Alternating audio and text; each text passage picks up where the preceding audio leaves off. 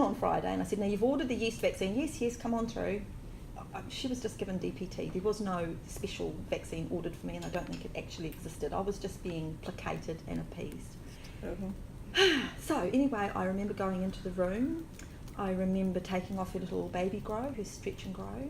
This was the transition from cloth nappies, and we're all moving into disposables. She was wearing her little disposable, and they gave her an injection in her leg. I remember holding her. They gave her the injection.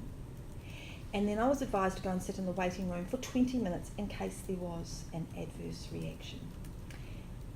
I think it's just so ironic for the hell that we've been through all of these years that we were given 20 minutes for an adverse reaction to occur. And there didn't appear to be an adverse reaction, I have to say, other than the fact that she was crying. And, that must have been a fairly painful little jab. So after 20 minutes, I was allowed to go home. I remember the car. I remember putting her into a little car seat. We had bucket car seats back then. Did you have bucket car seats? Those, yeah, you'd have to look them up on YouTube. They're hilarious. And I drove the 25 minutes home, and she was crying. She continued to cry. Gosh, that needle must have hurt. We got home. The crying just got worse. She didn't actually stop crying from the moment of having her jab. And then the crying slowly became more and more high-pitched. That high-pitched cry, and you've probably heard it a dozen times, 100 times. And it's, when we say high-pitched cry, it doesn't convey what that actually is. It wasn't actually a cry, it just became worse and worse. It became ear-splitting. It was shrill. It was more of a noise than a cry. And my little girl cried, squealed. I call it the sound of watership down. And anybody who lives rurally or in the farm who's ever heard a rabbit caught in the jaws of a dog knows that sound. I've never heard it before or since, except for perhaps a frog that was caught in the jaws of a cat. It's ear-splitting. And she screamed like that for 20 hours. And I'm immature, and I don't really know what to do, and I have nothing to measure it against. And I didn't want to be a bother. I didn't want to upset people. I didn't want to be a nuisance. I rang the clinic several times. I was told it was normal. Babies are often unsettled. Give her Pamol. Other people know that as Tylenol or Calpol. It's a drug called acetaminophen. And I poured that stuff down her neck because I really wanted her to have some relief from the pain. I was unaware that what I was doing was disassembling the blood-brain barrier and allowing all of the toxic crap that was in that injection to go up into her brain. She didn't stop screaming. I rang again. They said, give her a bath, soothe her. My husband was home from work by this time. We tried bathing her. It wasn't working. You know how they say redness at the injection site? Mm-hmm. The redness at the injection site went from her hip to her knee.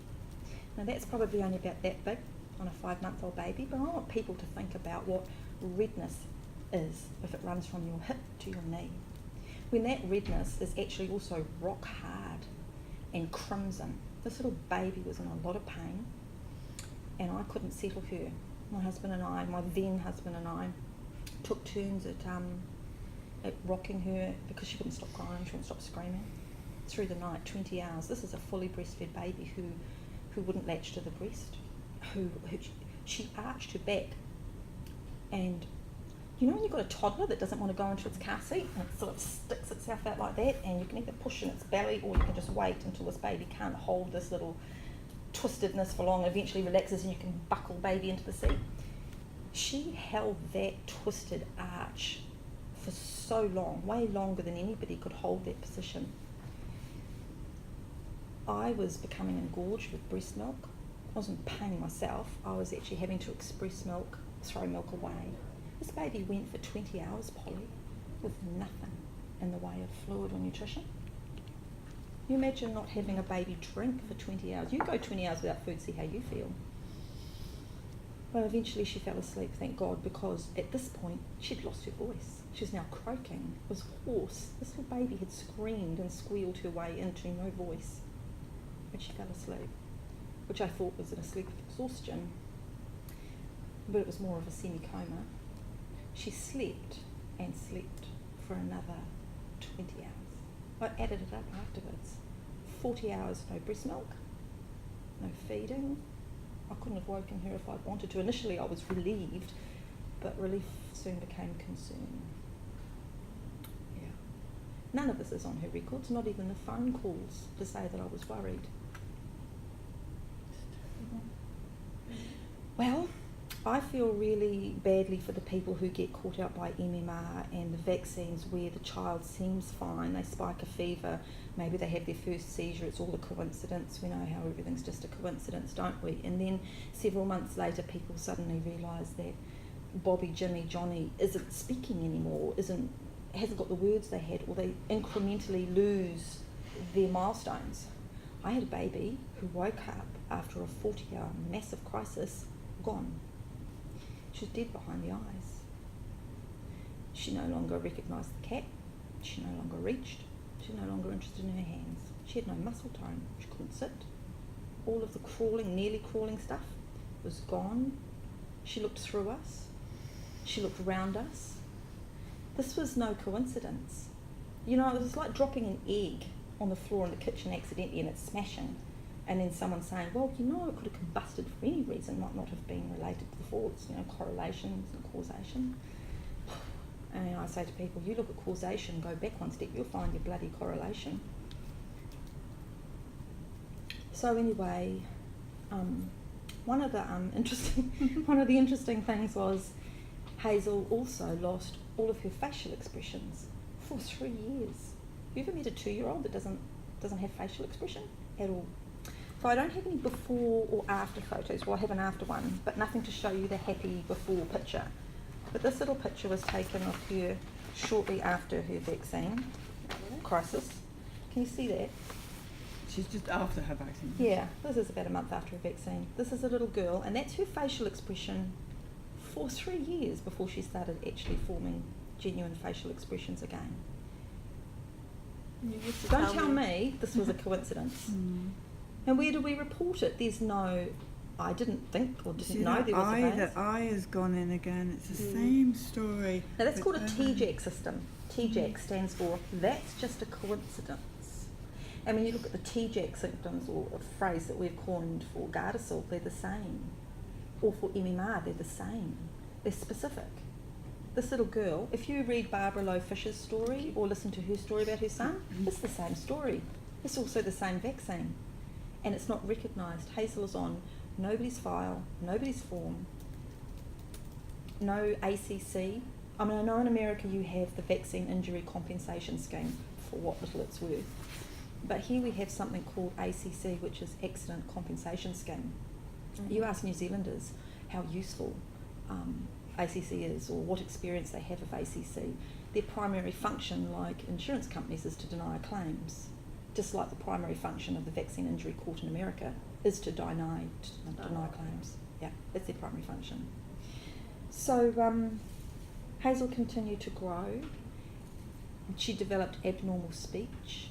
She was not toilet trained, bowel or bladder until she was 5. When she went to school, she was put into the class with the children for who English was a second language. Hazel was naive, trusting. She was eventually diagnosed at age 9 with Asperger's syndrome, which no longer is a label I don't think they use anymore. She also had sensory integrated dysfunction, which I think is now sensory processing disorder. Labels are meaningless. I knew exactly what this was. I didn't mind the labels at the time because it got us access to some funding, some respite care, access into a special needs school, which was great for her. But what she had was vaccine injury, and I knew what it was. So I was really fairly active early on. Suddenly, this 18-year-old grew up, and I became a mama bear. I became a lioness, and I would take apart anybody who got in my way, who got between me and my baby. And in 1990, I found myself pregnant again. There's no way I was going to go into hospital after what had happened to me with Hazel. And someone said, well, why don't you consider a home birth? And so I did. And that's you. That's me. No vitamin K, no silver whatever in her eyes, Nothing. no poking, prodding, rubbish, no vaccines, but I was staunchly vaccine. And I was able to use one of two excuses. I started off with saying to people that Hazel had had this terrible reaction and genetically I didn't know if my daughter would be the Now, same. this is Hazel here. People are confused. This is Hazel. This is my lovely Hazel Angeline. And Hazel wants to be here, and she wants a story to be told, and she's got something very exciting Oh, to she's tell gonna you. tell you But something you have to exciting. wait. You have to Yeah, we wait. can- Exactly. Just you have wait to a little bit, and then Hazel's going to make a little announcement to Oh, you. it's exciting. guys. Very, very exciting. Exciting. Okay, moving Hold on. on. You guys Okay, go. Carry so on. Brescia has had no vaccines, and I would say to people, I don't know if genetically she would react to vaccines. But then people would say to me, well, I understand because of Hazel. I'd say no. Hazel caused me to do my research and learn about vaccines, and based on that information, there is no way in hell anybody is going to stick anything in the way of a needle into my kid. So then I went on also to have another Just so you little know, boy. every time you bang the table, it's fine, but Periscope take a little jiggle with you. Oh, sorry. They don't Well, mind. this is New Zealand. No we're prone one's to complained. earthquakes. I'm just letting Periscope This know is that Wellington. that's your little bumpiness. Okay, Yeah. keep going. Okay, It's one fine. thing. You can do it all the other. Pound away on the table. Okay, so subsequently I had a little boy. My son, bright as a spark. He was tested at age 3 as having an IQ higher than 97% of the rest of the population.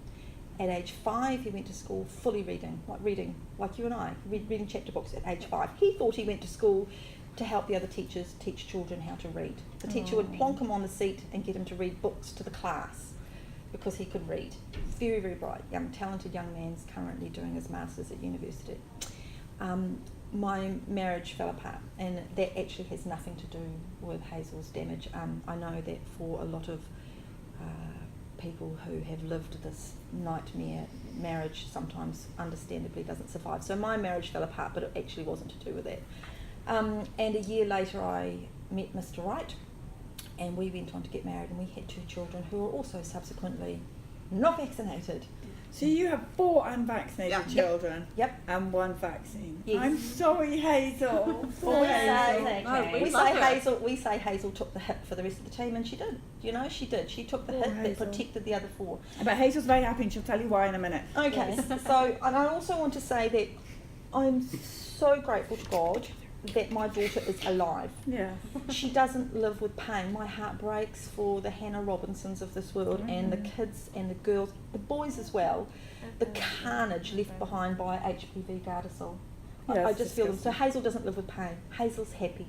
She might not be She's able very happy. We'll tell you in a minute why. I bet you're dying she to know. struggles to Yeah. cross the road on her own. She has sensory dysfunction. Hazel will never live independently. She has the mental age of a 14-year-old. And we love her. Hazel is what she is and how she is. But make no bones about this. Her life was forever altered by a nameless, faceless drug company and all of those suits. She was robbed. She was robbed of a life that she should have had. So I don't think we should actually be comparing anybody who's impacted by vaccines. You're all part of the same bloody club that none of us signed up for. None of us wanted to belong to this. So my other girls, I have 2 other girls, Amelia and Alice. They're just gorgeous. They're beautiful. Pretty names your girls have Alice got. and Amelia. Thank you. By the way, everyone spotted something on your hand. They spotted it already. But anyway, they have to wait. You have to wait. You'll have to wait. You'll have to wait. Keep going. So in the early 1990s, I heard that Dr. Vera Scheibner was coming to New Zealand from Australia. The Immunisation Awareness Society had some kind of symposium I was on. I was young and I didn't really get involved in committees, but I was fighting the cause on my own before the internet. And I organised in the city of Hamilton 300 people. I was 21. 300 people came to find out about immunisation and vaccinations, because apparently they were a problem. Back then, everyone was worried about SIDS, or cot death, SIDS, sudden infant death, which is not a diagnosis. It's like UFO, unidentified flying object. It doesn't tell you what it is. And I met on that night 5 people who came to me and said that their babies had died within days, hours or weeks of their vaccination, DPT. And we can't document all of them. You're doing your best documenting as many stories as you can. They'll be the tip of the iceberg, absolute tip of the iceberg. And I realised then that I was, yeah, you tell it, sister. Yeah. I realised back then that we were lucky that Hazel had survived. And the stories that they were telling me about their dead babies were the same. They were the same exact story. So Hazel, she was 12. She was 12 and I had a watershed moment. Up to 12 I was in a living grief. My baby had been changed you know, Merck had taken her, my precious baby angel, and replaced her with a shell. You know, how dare they? And I struggled so much to cope with it all. But when she was 12, there was this peace that came over me that whatever was, this was going to be okay. That I didn't have to try and predict the future, that I just had to make her life as happy as possible. And suddenly it became okay. So I'm articulate, I'm very educated, I know lots about vaccines, I'm empowered, I'm powerful, but I am slightly unique amongst the vaccine community because I actually don't harbour guilt or anger or grief anymore. Good for you. Well, we're here, and Hazel's adorable and beautiful, and Hazel has a boyfriend. I think you might say it's a Beyonce. Beyonce. All right, so let's have a look at the engagement ring, everybody. Alright. So show, there we go. That's Periscope seeing it, and she has got Vaxxed written on her. That's fingers. real silver, people. And bought then by- I can't see over here in the. There you go. Spend a lot Now, of- this is you're going to love this bit, peeps. Okay, can we have a little chat with her? Yeah. Okay, you Hazel. can. Hazel. Yep. What is the name of your His fiance? name's Billy. Billy. His name is Billy, and Billy.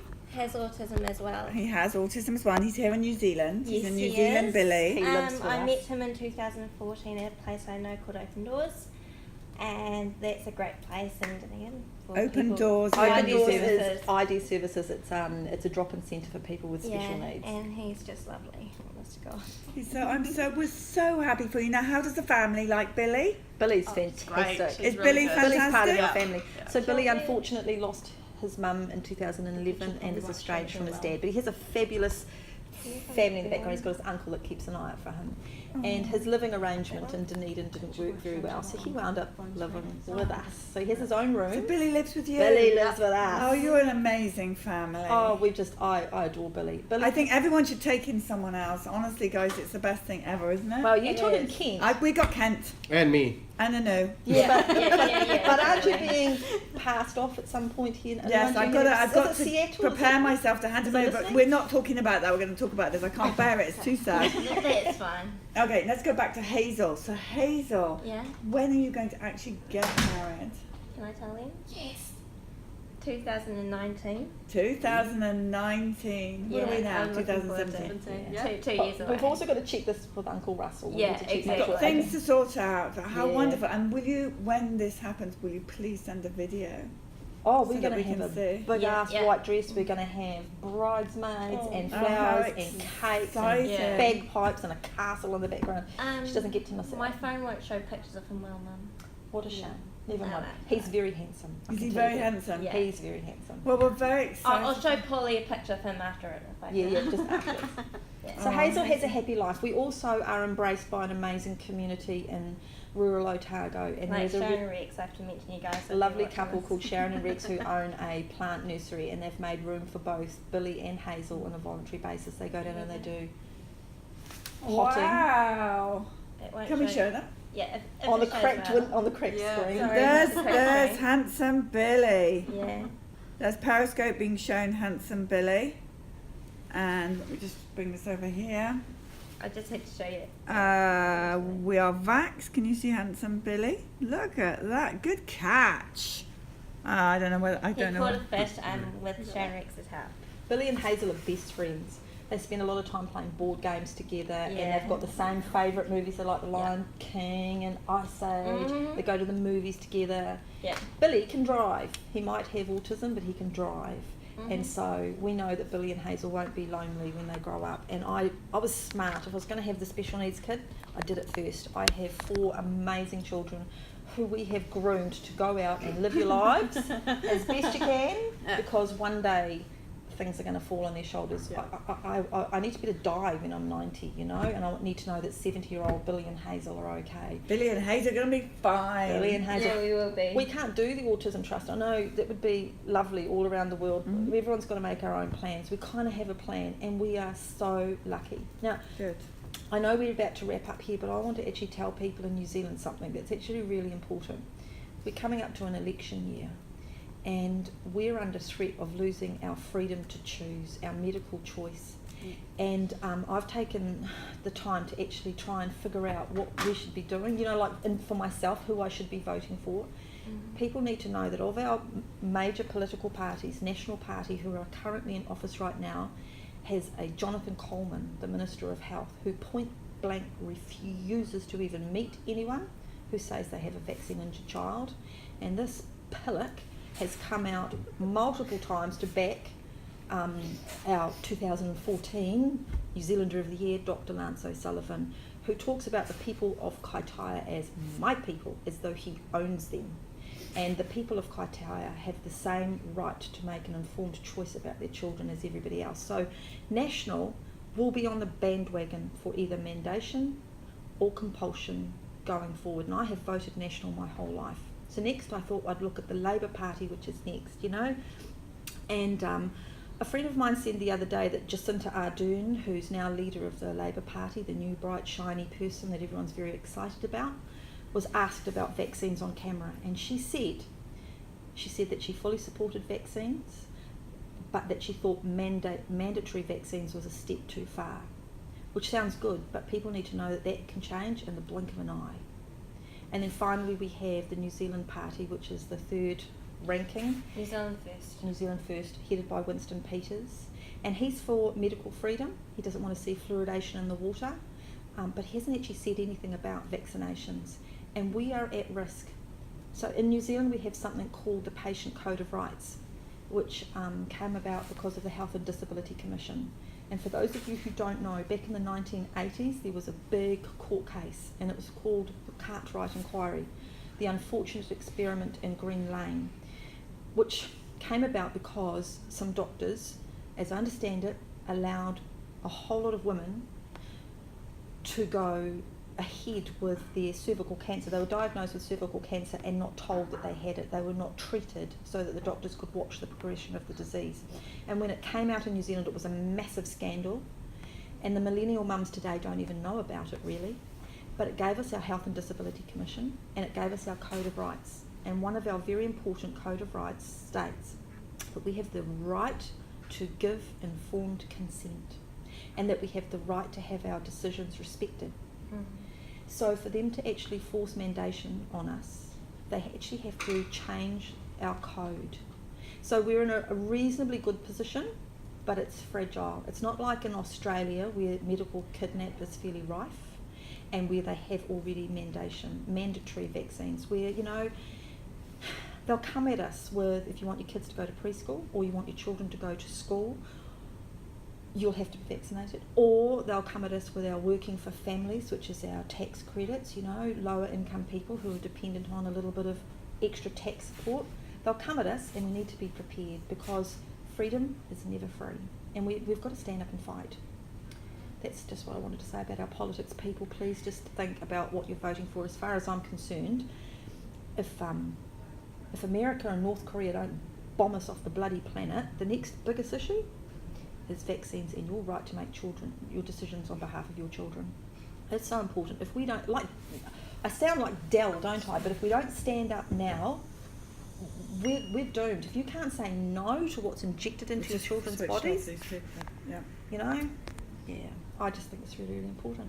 Yeah, and you're a great speaker. Are those two still working? YouTube is. I can't tell if autism or... Okay, so you cut out, the minute you called the guy a pillock, down went Periscope, Oh, sorry. and then that just went whirring for ages. So You've got it recorded somewhere, it's haven't you? interesting. It's interesting though. It cannot be a coincidence. There's way too many. There's been too many significant points. Yeah.